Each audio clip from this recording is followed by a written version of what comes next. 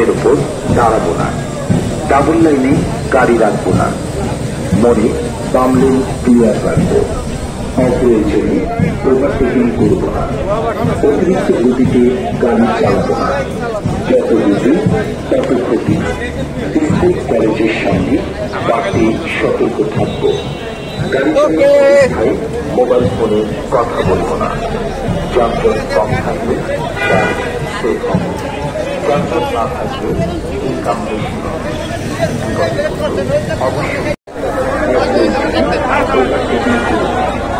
অতিরিক্ত গতিতে গাড়ি চালানো, যত গতি তত স্কুল কলেজের সামনে বাড়তি সতর্ক থাকবে। গাড়ি চালানোর অবস্থায় মোবাইল ফোনে কথা বলবো না, যানজট কম থাকলে সেফ হবে, যানজট না থাকলে ইনকাম বেশি হবে। বিপদে পড়লে অবশ্যই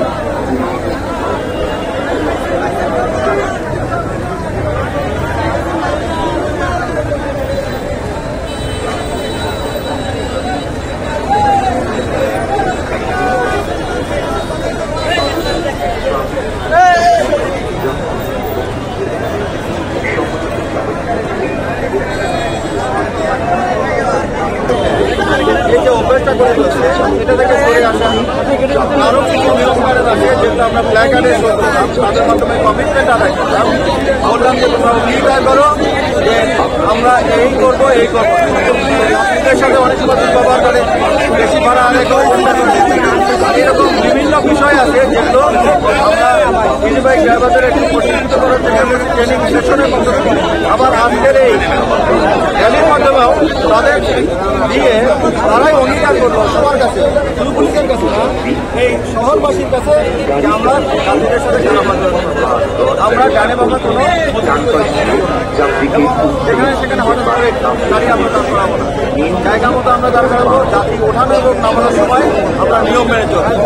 এই ছোটো ছোটো বিষয়গুলো তাদের মনের ভিতরে যাতে গেঁথে যায় এবং তারা যাতে প্রতিপালন করে, এই জন্যই আমাদের আজকের এই এবং আজকের এই র্যালি দিয়ে শেষ হলো না, এটা আরও নেক্সট 11 দিন এই একই রকম র্যালি তারা শহরের বিভিন্ন লোকেশনে, আজকে তো শিববাড়ি মনে হলো, এরপরে হয়তো ডাকবাংলা, এরপরে দিন অন্য ময়লাপদা মোড়, আরেকদিন হয়তো দৌলতপুর মোড়, আরেকদিন হলো ফুলবাড়ি গেট, এরকম বিভিন্ন লোকেশনে 11টা লোকেশনে আমরা ঠিক করেছি।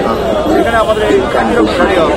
এই র্যালির মাধ্যমে ই বাইক ড্রাইভাররা শহরের বিভিন্ন কোনায় বিভিন্ন লোকেশনে যারা ড্রাইভ করে সবাই যাতে তাদের ভিতরে সচেতনতা বাড়ে, আর আশপাশের মানুষ যারা যাত্রী হিসেবে থাকে তারাও যাতে একভাবে এ বিষয়টা সচেতন এবং আমরা চাই একটা এমন একটা নগরী যেখানে সামান্য দুর্ঘটনা যাতে না ঘটে। যে দুর্ঘটনা যাতে না ঘটে, ই বাইক ড্রাইভাররা যদি একটু সচেতন থাকেন, একটু সতর্ক থাকেন, তাহলে সম্ভব একই সাথে যাত্রী সাধারণ যারা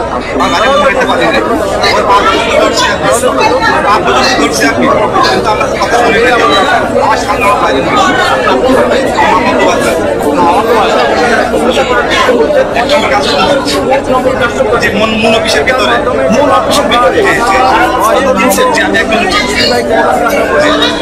তাদের সঙ্গে কি নিয়ে বেরোচ্ছিল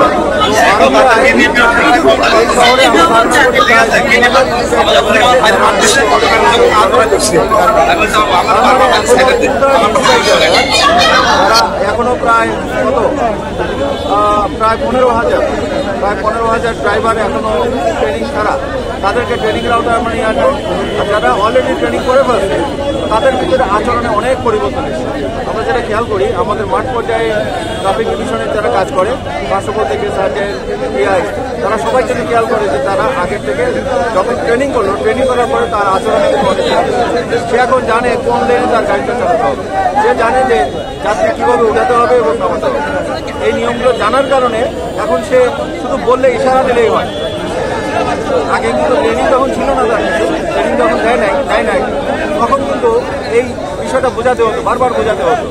এখন আমরা ট্রেনিংয়ের আওতায় নিয়ে আসার কারণে আমরা ওনাদের ড্রাইভার তাদের আচরণে কিন্তু অনেক পরিবর্তন। তো এটা আরও এটা যদি কন্টিনিউ করতে থাকি এবং কৃষকদের ইজি বাইক ড্রাইভারকে যখন আমরা মোটামুটি সবাইকে আমরা ট্রেনিংয়ের আওতায় নিয়ে আসতে পারবো, তখন দেখবেন যে এই শহরের চেহারা অনেক ভালো। স্যার যাত্রীর ডানে বায়ে যদি মানে ইজি বাইকের ডানে বায়ে যদি যাত্রী না ওঠে সেখানে ভাড়া বৃদ্ধির কোনো সম্ভাবনা আছে নাকি? না এই ধরনের আমার সুযোগ দেবো না। ভাড়া আসলে ইজি বাইক ড্রাইভারের ডানে এবং বামে এটা যাত্রী নেওয়াই উচিত।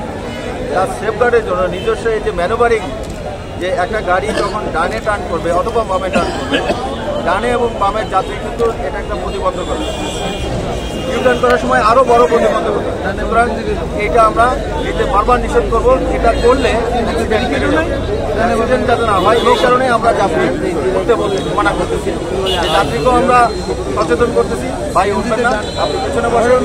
এবং একই সাথে ইজি ড্রাইভার তাকেও সচেতন করতেছি যে আপনি শুধু একা বসবেন, ডানে এবং বামে কাউকে উঠাবেন। থ্যাংক ইউ ভাই।